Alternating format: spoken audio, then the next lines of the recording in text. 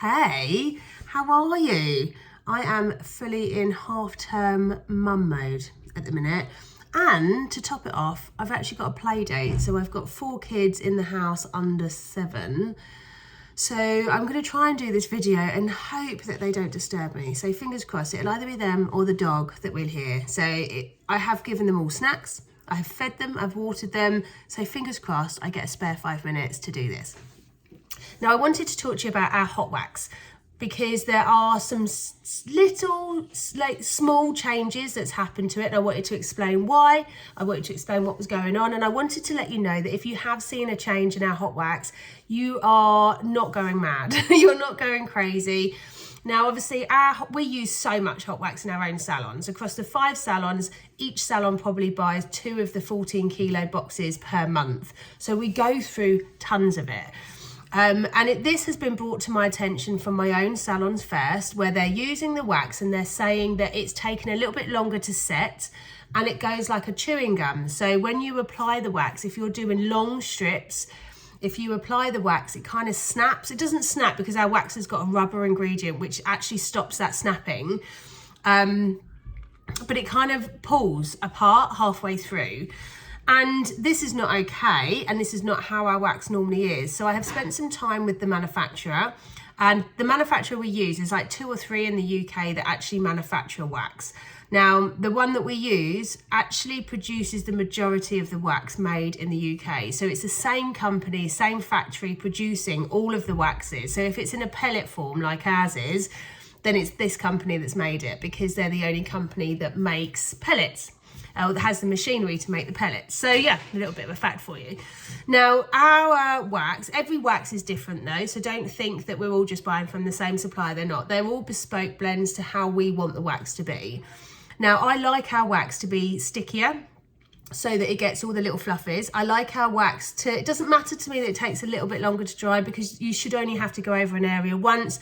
You may need to do a tidy up, but you shouldn't have to keep going over an area like some waxes that I've used in the past. So I chose a wax that would take a little bit longer to set, but you would need to go over it less because you still save time and money. It just feels like it takes a bit longer initially until you get used to it. However, we also have an ingredient that the manufacturer doesn't actually put in any other products, and it's a rubber ingredient, and that makes it really pliable and makes it really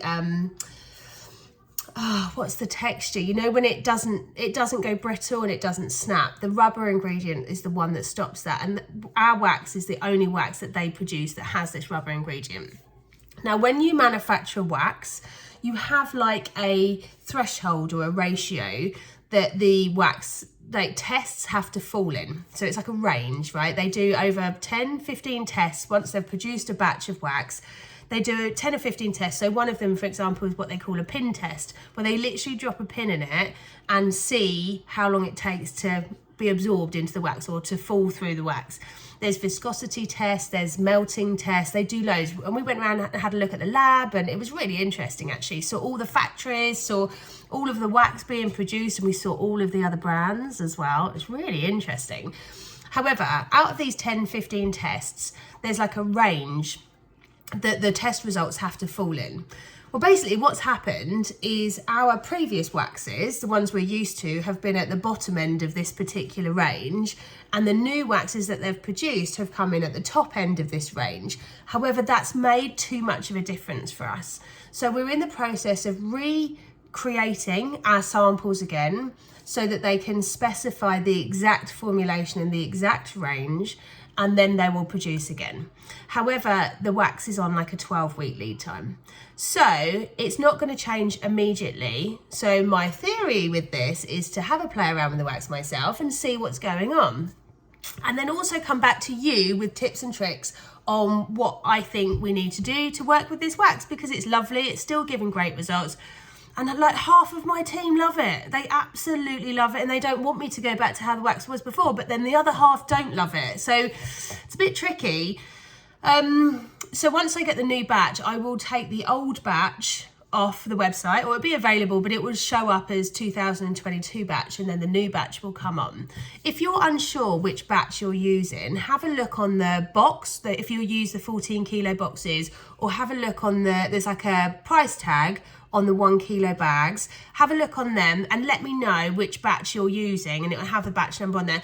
Let me know and I'll tell you if it's a newer one or an older one, and then let you know.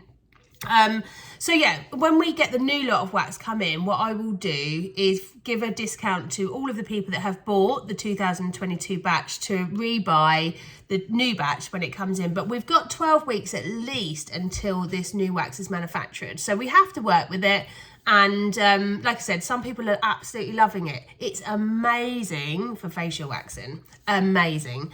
And it is better. However, I don't believe in having loads of different waxes, and so we will go back to a wax that's more like our original wax. But it is incredible for facial waxing because it just gets all of the fluffies. It's super sticky. So this batch, this newer sort of batch that we've had recently, has got more rubber in it. The pine resin is exactly the same as all of the other suppliers. It's the rubber that's in it that's causing it to be sticky and take a little bit longer to set. So tip number 1 is have a fan. If you haven't got air conditioning and you don't want your client to feel cold, then a fan really, really helps. We have them in our salons anyway, just in case a client has rushed or is a bit hotter. Even in the salons that's got air conditioning, we still have a fan. I know there's some people that don't agree with fans, or there's some people that think it cheapens it. I mean, I don't care as long as it gets results, to be honest. And I think I think a fan can make it a little bit more comfortable for the clients. Number 2, because it's how I wax in long, thin strips. So if you've got the vulva and you've got the mons pubis at the front, and then you've got underneath, what I would normally do is like a strip that goes all the way down, long, thin strip. This wax does not like long, thin strips because it pulls halfway through. So once I'd done my wax for a friend of mine to test it and see what was going on, I found that if I just done wider strips instead of thinner strips, wider strips and shorter, so I just done the front and then the underneath in 2 sections, it worked beautifully, and it does really get those hairs out. It is incredible. But if you are using our technique, if we have trained you, you are probably doing long, thin strips, so you might struggle with that. Also, when I was doing underneath and doing the labia, the skin needs to be really tight for this wax to work brilliantly. You need to apply it a little bit thinner as well. So normally we would do the foggy leg position. I can't really do it with my arms, but when the legs would go out. Now this wax isn't a huge fan of creases. So where you would do the long thin strips and then you would just pull it off, it doesn't like those creases. So you know, like when you're doing underneath and that kind of crease that goes to the bum crease, it doesn't like it. However, when I pulled my client's legs up and got her to put both legs up as if you were doing the bum, then actually I got really beautiful strips because the skin was really tight and stretched, and I got a better result that way. So I don't know if that would help. The Moo Care oil is still perfectly suitable for this wax. We will always dab the oil though, so we will always blot it because it is a natural oil. It's a thicker consistency, so make sure you blot the oil. And also the Moo Calm is incredible for cooling the wax down. It still works beautifully. So if you want to give it a spritz, then you can. I think that's everything with tips and tricks, but let me know if you are having any difficulties. Give me a shout on any of our social media channels, or you can email me via the website, or however you want to get in touch. We're here to help. We're sorry if this is causing you any problems. The wax is still amazing and it is still the best quality wax possible. You just need to maybe tweak a few bits of your technique. And then the new wax will be here hopefully in time for summer. And like I said, when I put it on the website, I will promote how we're going to manage the 2022 batch stock, because you might love it as well, like half of my team. And if you do, then you'll be able to continue buying it at a discounted price, or you can go on to the 2023 batch. It's entirely up to you.